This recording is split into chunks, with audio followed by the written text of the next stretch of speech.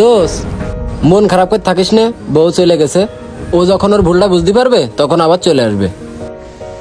এখানে চলে আসাটা ফ্যাক্ট না, একদম অকারণে গেল, কারণ ছাড়াই। মানে যে কারণে গেছে এই কারণে না গেলেও পারতো। বাংলা সিনেমা দেখিসনি? বাংলা সিনেমায় কিছু দরজাল বউ থাকে না? তার ব্যবহারটা দিন দিন ঠিক ওই লেভেলেই যাচ্ছে। আমি একটু কথা বলতে গেছি, আমার সাথে ঝগড়া বাঁধায় চলে গেছে। দোষ, তুই কিরকম সেটা তো আমরা ভালো করে জানি। তুই একটা কাজ কর, ওর বাড়ি যা, যাই ওর বাপ অথবা ভাইরে বুঝায় ওরে আবার নিয়ে আয়। ওর বাপ ভাইরে কি বুঝাবো বল? ও আমার সাথে ঝগড়া বাঁধায় বাসায় ফোন দিয়েছে, ফোন দেওয়ার পরই বাড়ি থেকে বেরোয় চলে গেছে। ওর বাপ ভাই লিড দেশে দেখেই তো বাড়ি থেকে গেছে। এখন আমি কি বুঝাবো? এখন তুই এক কাজ কর, তুই কুলসুমপুর বাজারে যা, যাইয়ে ওদের ফ্যামিলির ওর বড় ভাই মেন, ওর ভাইয়ের কুলসুমপুর বাজারে গেলেই পাবি। এখন ওনার বোন রে উনি কি জন্য পাঠাচ্ছে না, বা ওনার বোন কি জন্য আসতেছে না, এটা একটু শুনবি। আচ্ছা ঠিক আছে, আমি দেখবানে। না তুই এখনই যা কথা বল। আচ্ছা ঠিক আছে, যাচ্ছি।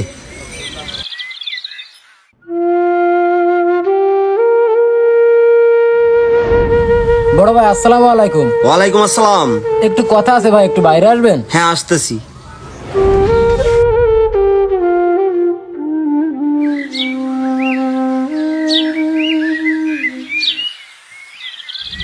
বসো ভাইয়া, এখানে বসো, এখানে বসেই কথা বলি। জি ভাই। হ্যাঁ ভাইয়া, এবার বলো কি হয়েছে। আর তোমারে তো আমি চিনলাম না।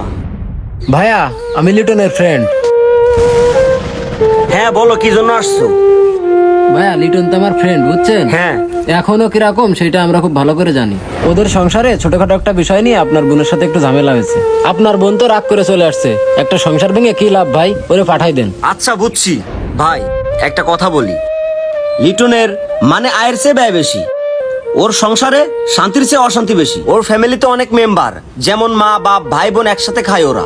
আমার বোনকে দিয়ে অনেক কাজ করায়। আমার বোন কিন্তু কাজের মেয়ে না, সারা জীবন কিন্তু কোনো কাজ করায়নি আমার বোনকে দিয়ে। ছোটবেলা থেকে কিন্তু খুব বিলাসিতার ভিতরে মানুষ হয়েছে। এখন আমার বোনকে দিয়ে ওরা যেভাবে কাজ করায়, আমার বোন কিন্তু এগুলো মেনে নিতে পারে না, অনেক কষ্ট হয়। আমারও খারাপ লাগে, আমি তো তার ভাই। ভাই এখন আপনি কি বলতে চাচ্ছেন? আপনার বোনকে ওখানে পাঠাবেন না? না ভাই, আমার বোনকে আমি ওখানে পাঠাতে পারবো না। তুমি অন্য কথা বলো, আমি মেনে নিতে পারবো, কিন্তু তুমি এ কথা আরেকবারও বলো না। ভাই তাহলে আপনি আমার একটা রিকোয়েস্ট রাখেন। আমি এখন যে লিটনরে পাঠাচ্ছি আপনার কাছে, আপনি ওর সাথে মাত্র 10টা মিনিট কথা বললেন। কি কথা বলবে আমার সাথে? ওর সাথে কথা বলার মতো আমার সময় নেই। যা বলছে আমার বোন আমাকে বলছে, আমার বোনের কাছ থেকে আমি শুনে নিছি। ভাই আমি আপনার কাছে রিকোয়েস্ট করতেছি, আপনি আমার একটা কথাই শোনেন, তারপরে ও যা বলে সেটা শুনে আপনার যা ভালো লাগে আপনি তাই করেন।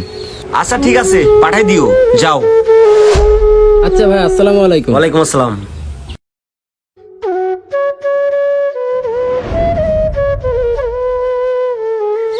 হ্যাঁ বলো, কি প্রবলেম তোমার? কি বলতে চাচ্ছ তুমি? ভাইয়া আমার কোনো প্রবলেম নাই, যত সব প্রবলেম আপনার বোনের। আপনার বোনকে আমার বাসায় পাঠাতে হবে না, শুধু আপনি আমার কয়েকটা কথা শুনেন। হ্যাঁ বলো, কি বলতে চাচ্ছ তুমি? আর আমার বোনের কি প্রবলেম? ভাইয়া আপনার বোনের প্রবলেম হচ্ছে সে নিরিবিলি থাকতে পছন্দ করে। আমার বাড়িতে মা আছে, বাবা আছে, ভাই আছে, বোন আছে, এইগুলো তার ভালো লাগে না। সে সবসময় বলে আমাকে বাসা ভাড়া করে তারে নিয়ে বাইরে থাকতে।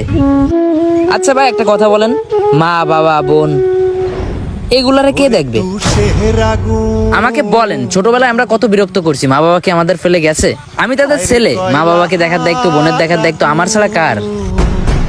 আপনি একজন ছেলে, আপনি কি পারবেন বউকে নিয়ে বাইরে থাকতে মা বাবাকে ফেলে রেখে? তারা আপনাকে ছোটবেলা থেকে বড় করছে, এখন তারা একটু বৃদ্ধ হয়েছে, অনেক সময় জ্বালাতনও করে, কিন্তু এগুলো তার সহ্য হয় না।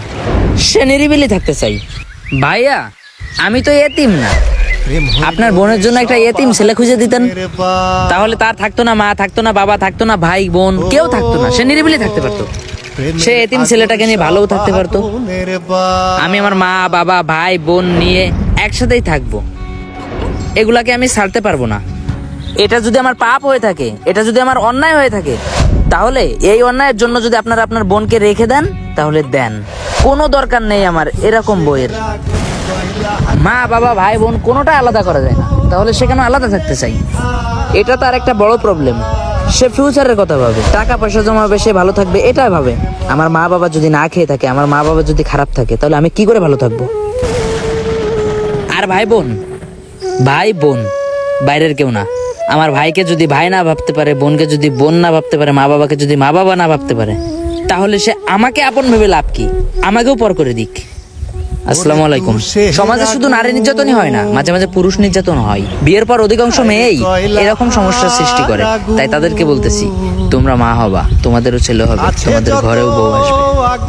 ভাই আসলে তোমাদের সাথে কথা বলার মতো মুখ আমার নেই। ভাই কালকে তুমি আর লিটন আমার বাসায় এসে খাওয়া দাওয়া করে আমার বোনকে নিয়ে যেও।